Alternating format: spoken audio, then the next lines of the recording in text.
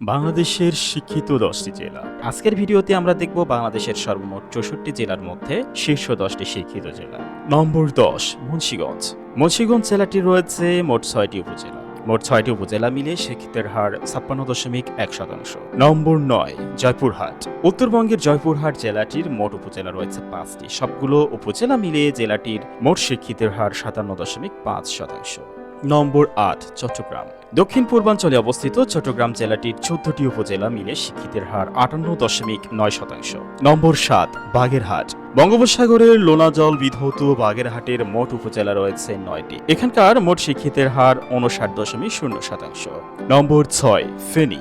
18 শতকের শেষার্ধে কবি আলী রজার স্মৃতি বিচরিত ফেনীর মোট উপজেলা সংখ্যা 9টি। ফেনীর শিক্ষিতের হার 59.6%। নম্বর 5, খুলনা। বাংলাদেশের তৃতীয় বৃহত্তম শহর খুলনা জেলাটির মোট 9টি উপজেলা মিলিয়ে মোট শিক্ষিতের হার 60.1%। নম্বর 4, বরিশাল। ব্রজমোহন বিশ্ববিদ্যালয় কিংবা শেরে বাংলা মেডিকেল কলেজকে বুকে ধারণ করে জেলাটির 10টি উপজেলা নিয়ে শিক্ষিতের হার 61.2%।